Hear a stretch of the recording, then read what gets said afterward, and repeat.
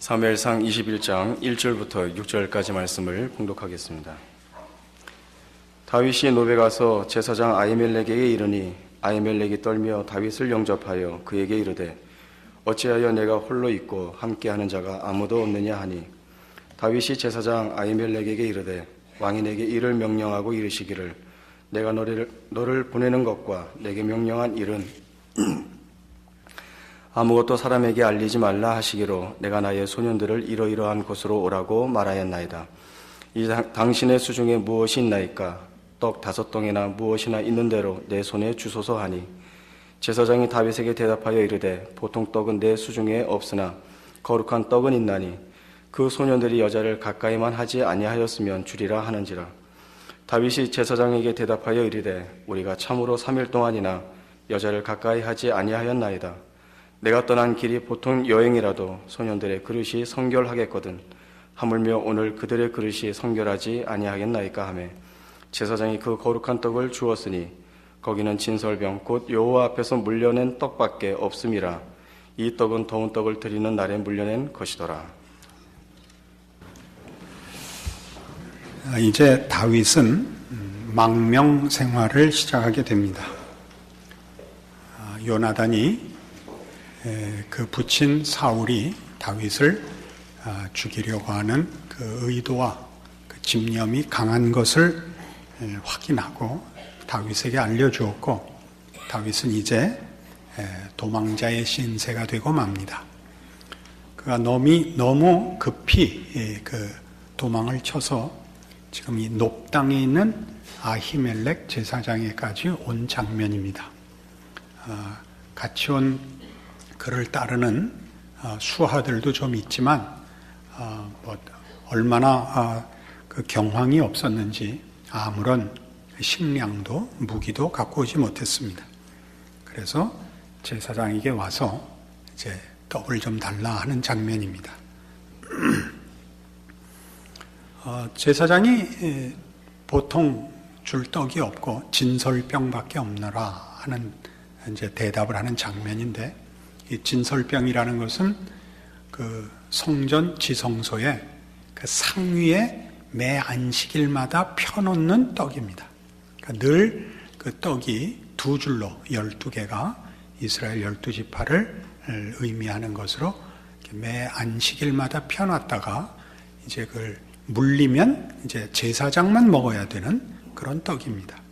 그러나 다윗이 그 떡을 달라 해서 이제 먹게 되는 장면인데, 말하자면 적게는 이스라엘의 의식법을 어긴 것이 되고 또 크게 따지면 율법을 범한 문제입니다. 그러나 이 문제를 예수님께서 신약시대에 이 사건을 거론하시면서 다윗을 변호하는 장면을 우리가 만납니다. 그래서 이 사건은 보기보다 그 내용이 중요한 내용이 되는 것입니다. 마태복음 12장에 가보십시다.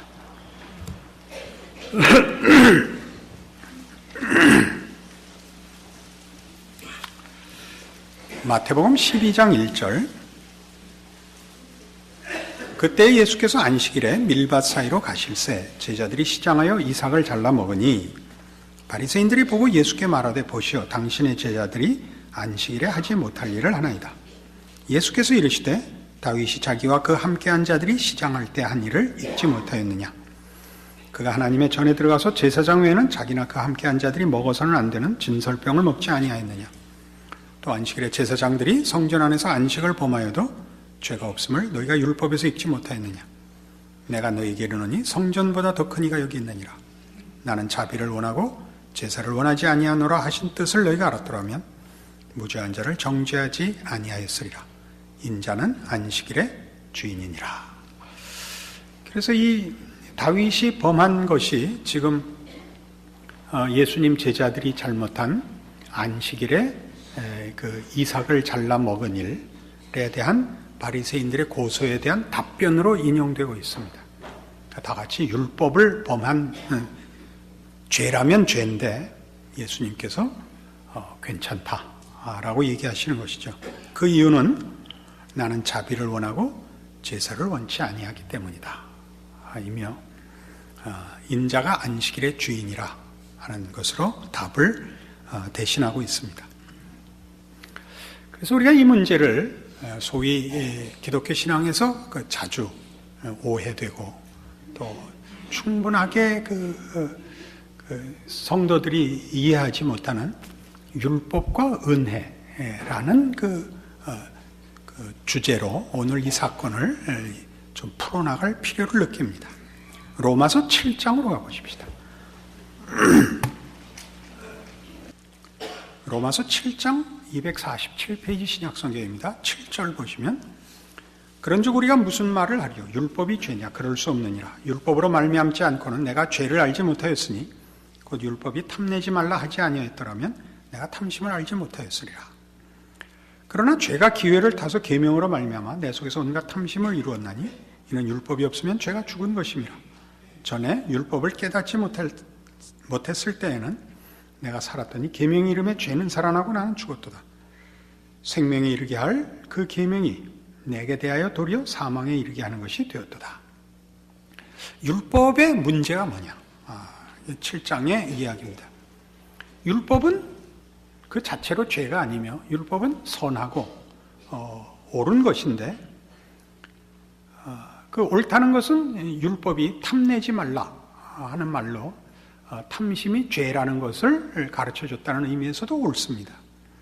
그런데 문제는 율법이 나에게 탐내지 말라 함으로써 탐심이 죄라는 걸 지적해서 탐심을 진화시키고 해소시키느냐 하면 그렇게 되는 것이 아니라 오히려 탐심에 불이 붙더라.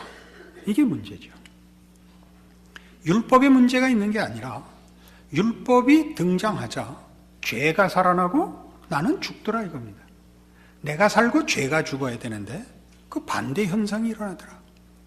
게다가 10절에 있는 바와 같이 생명에 이르게 할 그 계명이 내게 대하여 도리어 사망에 이르게 하는 것이 되었다. 이게 문제입니다. 율법의 문제가. 근데 11절에 죄가 기회를 타서 계명으로 말미암아 나를 속여 그것으로 나를 죽였는지라. 계명은 지키지 못할 뿐만 아니라 그 가르침을 우리가 적극적으로 수용해서 유익을 보지 못하고 오히려 반대로 죄를 촉발시킬 뿐만 아니라 율법을 지킨다고 해도 문제가 되더라 이겁니다.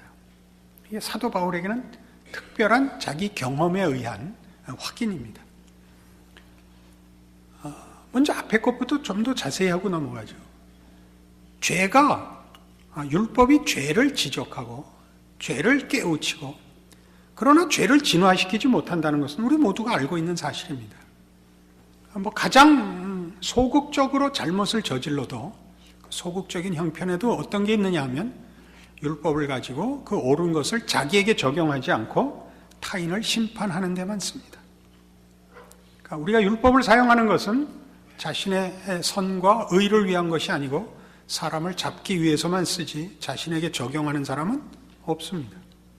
더더욱 그것이 가르친 죄로 오히려 촉발을 받습니다.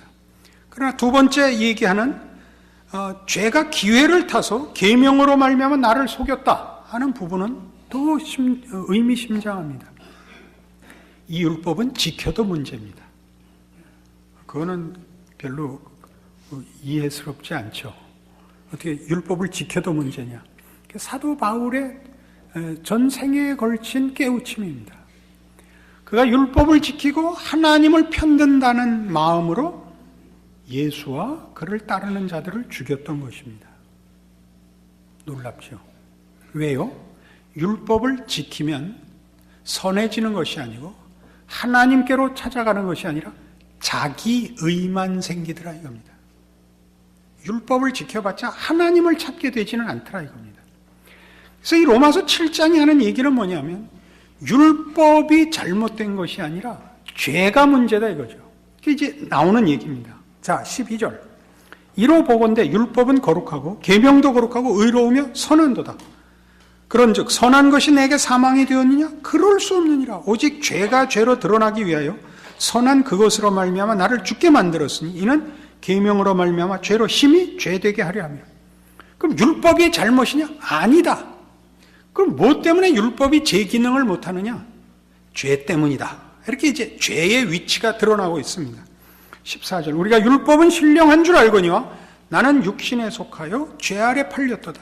내가 행하는 것을 내가 알지 못하노니 곧 내가 원하는 것은 행하지 아니하고 도리어 미워하는 것을 행함이라.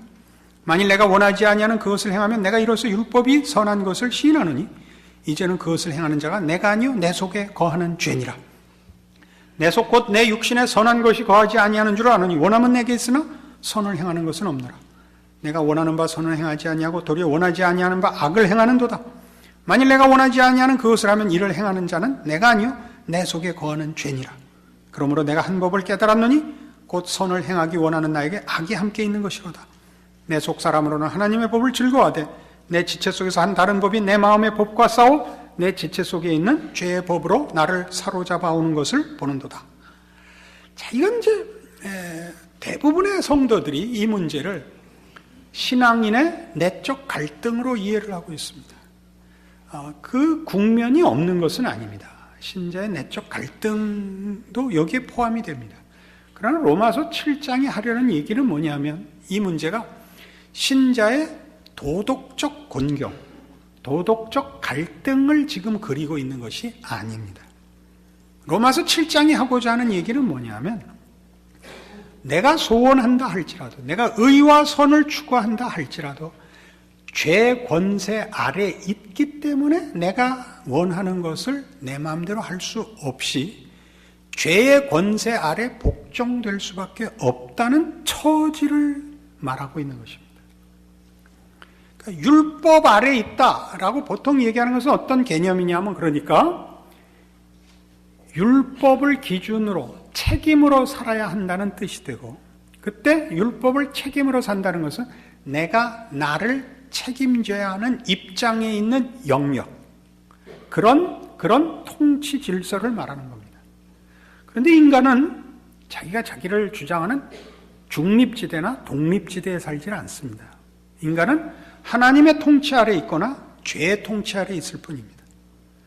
그러니까 율법 아래 있다는 것은 보통 어떤 개념이냐 하면 죄의 통치 아래 있음을 말합니다. 왜요? 내가 법으로 나를 책임져야 한다는 것은 하나님의 통치 아래 있지 않는 것이고, 내가 통치한다고, 내가 책임진다고 얘기하고 있지만 실상은 두 영역밖에 없습니다. 하나님의 통치냐, 죄의 통치냐밖에 없고, 죄 아래 있는 한 율법마저도, 하나님이 주신 거룩한 계명마저도 죄의 통치 아래에서는 은혜의 수단이 될 수가 없고 유익한 법이 될 수 없다. 이것이 로마서 7장이 말하는 내 속 사람의 싸움입니다. 그래서 여기서 말하는 육신에 속하여 죄 아래 팔렸도다라는 14절 얘기는, 여기에서 말하는 육신에 속했다는 것은 우리 마음 가운데 있는 두 부분을 얘기하는 것이 아닙니다. 육신과 영이라는 두 부분, 내 속사람과 내 겉사람, 이런 구별을 얘기하는 것이 아니라 내가 나를 책임져야 되고 하나님의 통치 아래 있지 않는, 즉 죄 아래 있는 사람의 현실을 얘기할 때 육신에 속하여라고 하는 것입니다. 이때는 어땠다고요? 죄가 우리를 다스리고 있기 때문에 우리가 혹 지식적으로나 의지적으로 선한 것을 소원한다 할지라도 그것을 이룰 수 없는 무력한 자리에 있다라는 것입니다. 근데 이 표현들이 말하자면 15절부터 23절에 이르도록 내 속에 하나님의 법을 사모하는 마음이 있고 내 속에 그것을 다시 죄 아래로 끌어오는 다른 법이 있다라는, 우리 안에 마치 두 부분이 있고 두 개의 원리가 있는 것처럼 생각하시면 안 됩니다. 이 부분은 다 내가 상식과 양심의 차원에서 선한 것을 노력할지라도 결국 죄가 나를 죄 아래 굴복시킨다입니다. 여러분, 이런 질문을 할 수 있죠. 예수를 안 믿어도 선하게 사는 사람 있지 않느냐? 그게 지금 로마서 7장 얘기예요. 그들의 선은 하나님을 찾는 선이 아니고 자기 의가 되고 만드니까요. 자기 의가 되면 어떻게 되는지 아시죠? 그럼 하나님의 통치와 은혜의 필요성을 거부하게 돼서, 그러니까 율법이 나에게 가르친 것들로 내 죄성이 진화되지 않는 것처럼 율법을 지킨다 할지라도 자기 의로 가지 하나님을 찾는 데로는 못 간다는 데에 죄 아래 있는 모든 인간의 곤경과 절망이 있다 이 얘기입니다. 그러니까 이것이 우리를 어디로 끌고 가느냐면, 그래서 24절에 있는 오호라 나는 곤고한 사람이로다 이 사망의 몸에서 누가 나를 건져내랴라는 이 처절한 비명으로 가게 되고, 여기에 대한 해답으로 예수 그리스도가 도입되는 겁니다. 우리 주 예수 그리스도로 말미암아 하나님께 감사리로다. 하나님께 감사리로다. 그리고 뭐가 나오냐면, 그런즉 내 자신이 마음으로는 하나님의 법을, 육신으로는 죄의 법을 섬기노라. 거기 붙어 있죠. 왜 이게 붙냐면, 왜 우리 주 예수 그리스도로 말미암아 하나님께 감사해야 되느냐면, 내 마음으로는 하나님의 법을, 육신으로는 죄의 법을 섬기노라가 두 싸움이 아니고 뭐였다고요? 선을 원해도 할 수 없는 죄 아래 팔려 있는 나를 예수 그리스도 안에서 하나님이 이제 건져내셨다 이거예요. 그래서 감사하리로다 하고, 뭐에 대한 감사냐를 다시 반복해서 내 자신이 마음으로는 하나님의 법을, 육신으로는 죄의 법을 섬기노라 라고 다시 한번 확인하는 겁니다. 근데 이게 이런 도움을 받지 않고 여러분이 혼자 읽으시면 꼭 우리 안에 신앙과 죄성과의 싸움인 것으로 이해하실 겁니다. 전혀 그런 뜻이 아닙니다. 현실적으로 이게 있습니다. 그러나 로마서 7장이 얘기하는 건 그 얘기가 아닙니다. 그래서 어디로 넘어가요? 8장으로 넘어가죠. 그러므로 이제 그리스도 예수 안에 있는 자에게는 결코 정죄함이 없나니 이는 그리스도 예수 안에 있는 생명의 성령의 법이 죄와 사망의 법에서 너를 해방하였습니다. 이게 왜 나오는지 아시겠죠? 우리 모든 예수 믿는 사람들이 당황해하는 건 이거죠. 이것이 도덕적으로 구원이 이해될 때는, 우리가 예수 그리스도로 인하여 죄와 사망의 법에서 해방되었다 그러면 이제 거룩하고 죄에 대한 유혹도 시험도 없고 늘 승리해야 된다고 생각하는데, 현실적으로 그렇지 않은 데 대해서 우리가 놀라지 않습니까? 그러니까 지금 성경이 하는 바는 하나님의 통치 아래로 넘어왔다 이겁니다. 이제는 우리가 구원을 얻었다는 것을 이런 통치의 영역으로 이해할 줄 알아야 됩니다.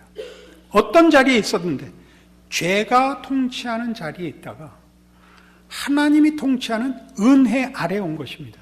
그러니까 율법과 은혜의 대비는 그런 대비입니다. 율법 아래에 있는 자들이 자기가 책임져야 되는 자리. 그러나 더 깊이 영적으로 확인해 보면 죄가 통치하는 자리로부터 이제 하나님의 은혜의 통치 아래로 부름을 받습니다. 그러면 율법이 무슨 기능을 하냐면 은혜의 기능을 하는 겁니다. 선한 기능을 하는 겁니다. 하나님의 통치 아래 들어와야 율법은 그것이 하나님의 뜻의 통로가 되고 하나님을 더 많이 아는 통로가 됩니다. 하나님의 통치 아래 부름을 받지 않고 율법이 죄 아래에 있는 우리의 현실에 율법이 주어지면 우리는 그것으로 하나님을 만나지는 못합니다. 율법은 우리를 하나님께 데려가는 기능이 없습니다. 자기 의를 생산할 뿐입니다. 그래서 이 문제가 왜 중요한 이해로 오늘 등장해야 되느냐? 사울은 여기서 율법 아래 있는 자를 표현하고 있습니다. 다윗은 은혜 아래 있는 자인 겁니다. 사울은 우리가 여태껏 해온 것을 이제 거슬러서 잠깐 생각해 보십시다. 그가 이스라엘의 왕이 되고 하나님으로부터 여러 은사도 받고 기름 부음도 받습니다. 그러나 사울은 그 율법 아래 있는 자의 전형인 것이 이제 이렇게 드러납니다.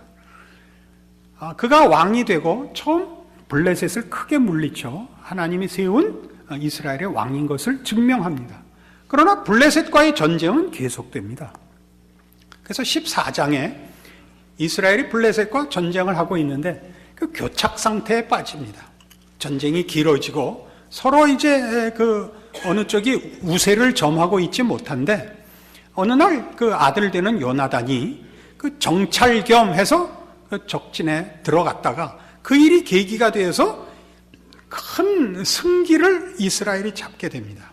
그래서 그날 큰 승리를 이루게 되는데 사울 왕이 이것을 신앙과 결부시키기 위해서 저주의 서약을 합니다.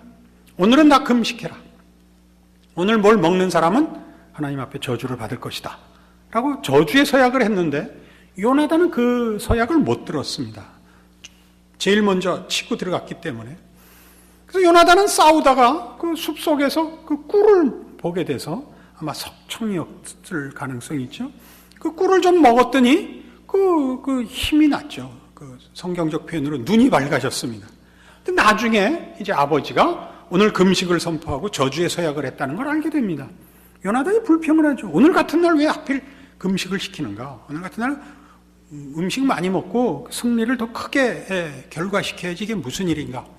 근데 이제 이 저주의 서약 때문에 하나님 앞에 범죄했다는 사실이 드러나고 백성 모두가 이제 함께해서 제비 뽑기를 합니다. 누가 잘못이냐? 누가 잘못이냐? 뽑아 들어가니까 요나단이 잘못이라는 것이 드러납니다. 사울이 제 아들을 죽일 작정을 했습니다. 백성들이 말렸죠. 백성들이 아니 오늘 이스라엘이 구원을 준 사람을 어떻게 죽입니까? 그래서 이제 유야무야가 됐습니다. 그러니까 그런 일들이나 그 다음에 일어나는 이스라엘 백성들이 그 전쟁 중에 짐승들을 가축들을 잡아먹어서 피채 먹은 것이 문제가 되자 사울이 그것을 어떻게 해서든지 교묘하게 법망을 빠져나가기 위해서 돌을 가져다가 제사를 드리기 위한 희생 제물을 삼는 제단을 임시로 만들어서 그걸 먹게 함으로써 우리가 피채 먹은 것이 아니라 오늘 제사를 드린 격입니다 라고 어떻게 해서든지 법에 저촉되지 않으려고 애를 씁니다. 그러나 15장에 넘어가면 그가 아말렉을 진멸하고 돌아오라는 하나님의 말씀을 제대로 순종하지 않고 사무엘에게 무슨 꾸중을 듣습니까? 순종이 제사보다 낫습니다. 거역하는 것은 사신우상에게 절하는 것입니다. 라는 말하자면 꾸중과 함께 왕위가 폐위됩니다. 즉 그가 그렇게 힘을 다하여 법을 지키려고 애썼지만 그가 어디와는 연결이 되지 않느냐 하면 하나님께 순종하는 자리로는 못 나갑니다. 그는 어떻게 해서든지 이스라엘의 법을 하나님이 주신 율법을 지키려고 애쓰지만 하나님을 두려워하고 하나님께 매어 달리고 하는 그 연결고리를 그것으로 만들어내지 못합니다. 이것과 대비해서 이제 다윗은 그러니까 다윗의 그 의미심장함은 여기에 있습니다. 다윗은 은혜의 통치 아래에 있는 자인 것입니다. 그러니까 그의 생애와 그의 모든 사건들은 우리에게 하나님이 그의 자녀들을 은혜의 통치 아래 부른 자들을 어떻게 보호하시고 인도하시는가에 대한 증언들이 되는 것입니다. 그래서 그는 어떻게 돼요? 그는 사울에 비하면 율법적으로 따져서 훨씬 부족한 사람일 수 있습니다. 그러나 그는 은혜 아래 있기 때문에 문제가 되지 않습니다. 왜요? 하나님의 통치 아래 있다는 것은 무엇을 의미하죠? 하나님이 통치하신다는 것이 왜 다른 통치보다 더 우위에 서고 우리에게 믿음과 감격을 자아낼까요? 예수 안에서 하신 통치이기 때문에 그렇습니다. 하나님의 통치의 그 속성과 본질과 그 내용의 가장 대표적인 특징은 예수로 말미암아 허락됐다는 사실이죠. 예수로 말미암아 받았다는 게 뭐예요? 우리를 구하기 위하여 그 아들을 보내시는 통치입니다. 우리 죄를 대신하여 그 아들을 십자가에 매다는 통치입니다. 우리를 그 아들 안에서 사랑하는 자로 받으시는 아버지의 통치이기 때문에 하나님의 은혜의 통치는 귀중한 것입니다. 그것이 다윗을 우리로 하여금 보고 하나님의 은혜의 통치가 무엇인가를 우리에게 적용하게 하는 것입니다. 생각해 보십시오.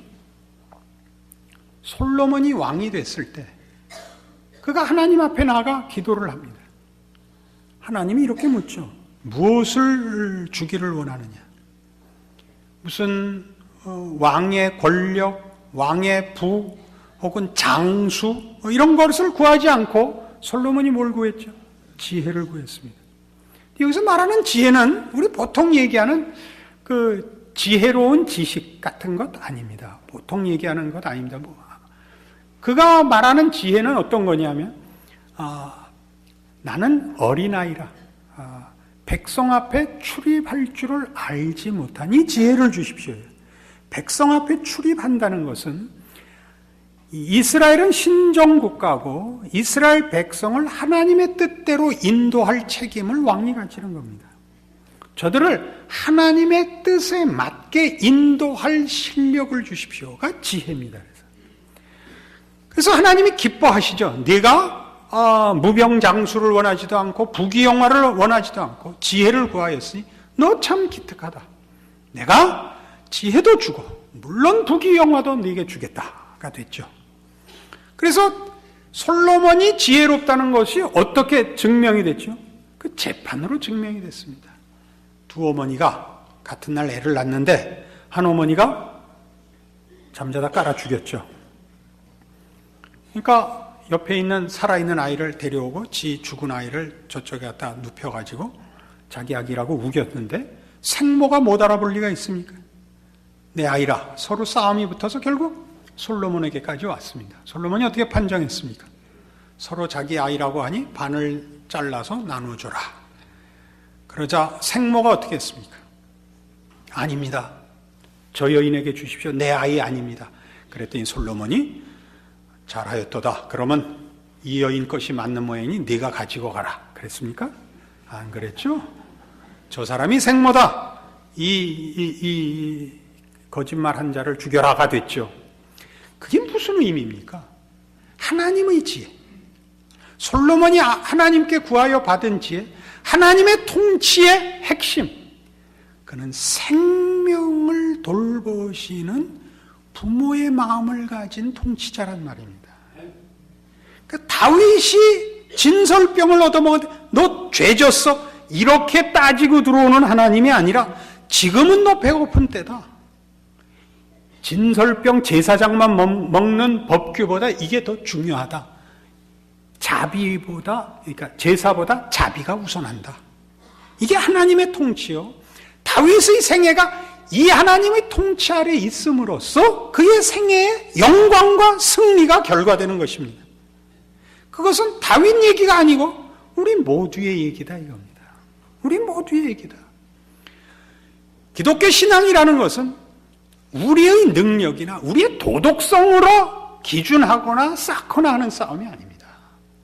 우리는 이 하나님, 이 자비와 긍휼과 생명을 다루시는 사랑의 하나님으로 인하여 지음을 받았고 구원함을 얻었고 부름을 받았고 살아가는 자들입니다.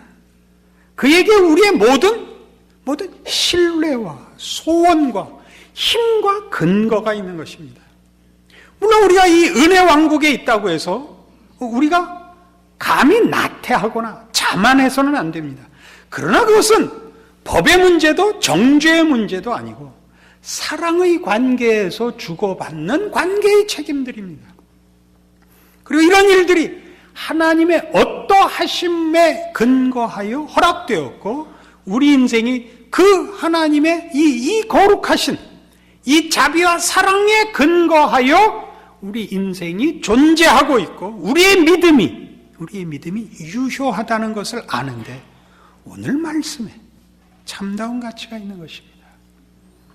여러분 스스로의 신앙을 점검할 때마다 우리는 물론 우리의 신앙을 책임 있게 진지하게 점검할 필요가 있습니다마는 그것이 하나님의 사랑과 하나님의 은혜의 기준이 되거나 조건이 되는 것이 아니라 무한하신 하나님의 사랑과 은혜가 근거가 되어 오늘 우리의 부끄러움과 자책마저도 그 은혜와 사랑 가운데서 치유되고 용서받고 고쳐지고 극복되고 거룩하게 될 줄을 믿는 것이 신자의 참된 신앙인 것입니다. 여러분 각자가 다윗의 삶을 더 놀랍게 살고 있는 줄 아시는 믿음으로 오늘의 이 말씀을 기억하시기 바랍니다. 기도하십시다. 하나님 아버지 은혜를 감사합니다. 하나님의 우리 아버지 되심은 참으로 우리의 생각보다 너무나 놀랍고 놀랍습니다. 하나님은 그 아들을 아끼지 아니하시고 우리를 위하여 내어주셨고 그렇게 우리를 아들 안에서 지키시고 간섭하시고 복주시고 사랑하십니다. 우리가 우리를 점검하여도 부끄러운데 하나님 앞에서 우리 중에 누가 자신 있는 자가 있겠습니까? 그러나 하나님의 이 사랑과 은혜를 근거하여 믿음으로 우리의 부름받은 구원과 약속들을 우리의 힘으로 소유하게 하여 주시옵소서. 그래야 우리의 삶의 모든 정황과 우리의 연약함과 못난 것에도 불구하고 믿음으로 승리하는 우리의 생애 되게 하시고, 마침내 죄를 이기고 극복하고 의와 진리의 거룩함으로 사는 참다운 구원받은 자의 승리와 감격을 노래하는 우리의 인생들 되게 하여 주시옵소서. 예수님 이름으로 기도합니다. 아멘.